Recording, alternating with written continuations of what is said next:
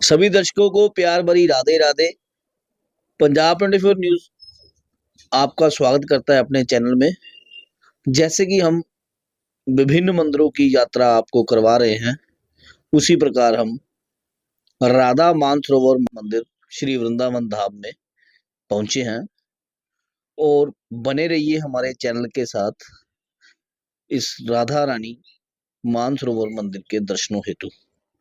अब हम पहुंचे हैं ब्रज के श्री राधा रानी मानसरोवर मंदिर में, जो ब्रज विकास ट्रस्ट द्वारा लिखा गया है कि वो उनके द्वारा हमारा स्वागत किया जा रहा है। और मंदिर के प्रमुख द्वार पे हम पहुंचे हैं और आप हमारे चैनल के माध्यम से इस मंदिर के दर्शन कर सकते हैं। कहा जाता है कि राधा रानी जब उदास होकर के यहाँ पहुंचे, तो ये राधा कुंड के जो है मानसरोवर के जो उनके आंसुओं से ये जो सरोवर बना था, कुंड बना था, उसके दर्शन आपको हम करवा रहे हैं।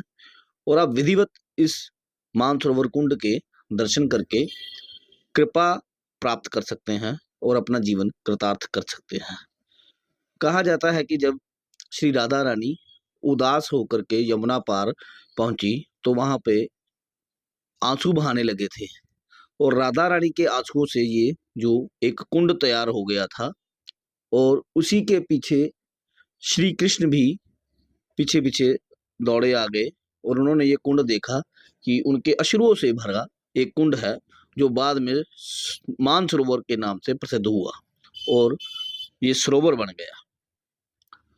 और श्री कृष्ण ने राधा रानी जी से वादा किया कि आइंदा वो उनसे दूर नहीं होंगे और राधा रानी जी ने उनसे बंसरी ले ली थी। यहाँ पे शिव मंदिर भी यहाँ पे उपस्थित है, जिसके दर्शन आपको हम करवा रहे हैं। तो अब हम मंदिर के विभिन्न स्थलों की आपको यात्रा करा रहे हैं। ये माट मथुरा मंदिर श्री राधा रानी जी है, जिसके हम अंदर के भी आपको दर्शन करवाएंगे।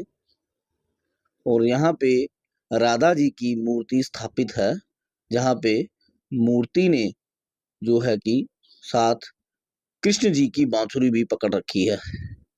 कहा जाता है कि कृष्ण जी की बांसुरी यहाँ पे राधा जी ने ले ली थी कि सदैव उनकी बांसुरी की तान वो सुनती रहे। उन्होंने बांसुरी को अपने साथ रख लिया था और वो चाहती थी वो कभी भी श्री कृष्ण जी से दूर ना हो पाए, और इसी रूप में उन्होंने बांसुरी रूप श्री कृष्ण को धारण किया था।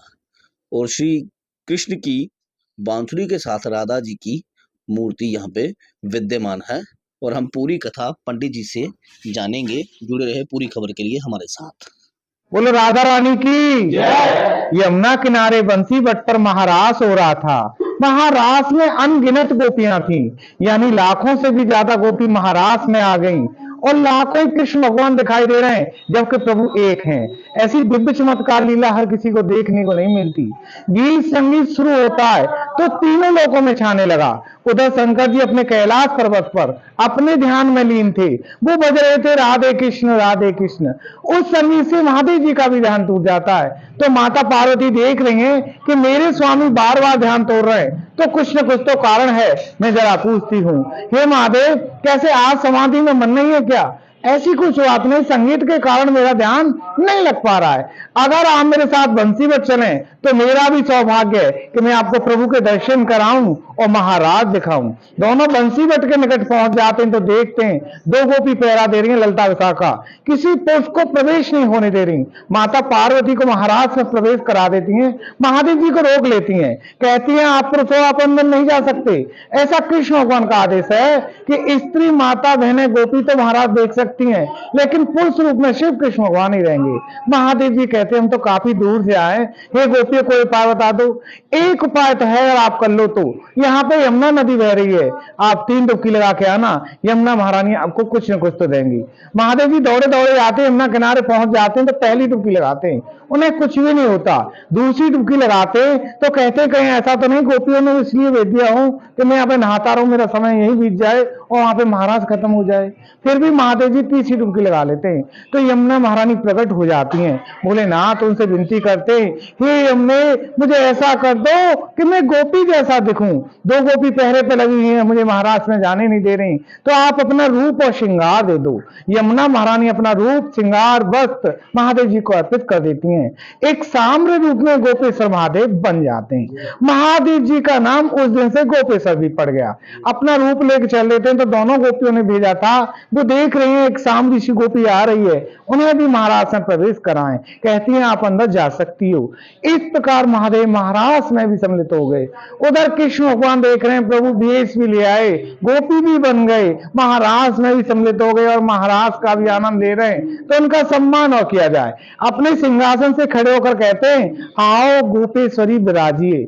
जिस सिंहासन पर राधे कृष्ण विराजते थे, उस दिन गोपेश्वर महादेव और कृष्ण भगवान विराजने लगे।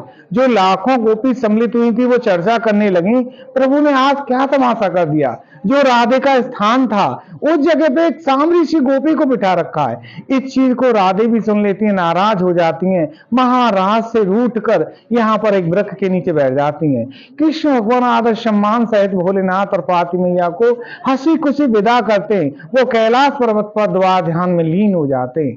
फिर देखते चारों दिशा में राधे नहीं दिखाई दे रही।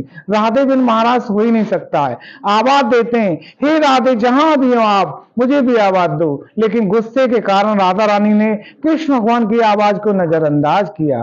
फिर कृष्ण भगवान खोजबीन करते हैं तो राधे के चरण बन गए जमीन पर। उसी दिशा की ओर कृष्ण भगवान दौड़े चले आते और राधे जी को यहाँ पर वृक्ष के नीचे खोज लेते हैं, यहाँ पे खूब मनाते हैं। राधे जी नहीं मनने में आई और कहती हैं, हे प्रभु मेरे पास क्यों आए हो, आपके पास तो एक और गोपी आ गई।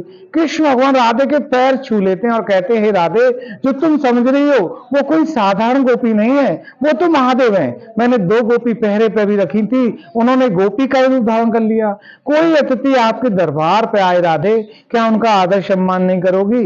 राधे जी मान जाती हैं, कहती हैं ठीक है प्रभु, पर वहां से मैं पैदल पैदल चल के आई हूं तो काफी थक चुकी हूँ, मेरे पैरों में ही छाले पड़ चुके हैं, अब मैं चल नहीं सकती, आप मुझे अपने कंधे पे बैठा लो।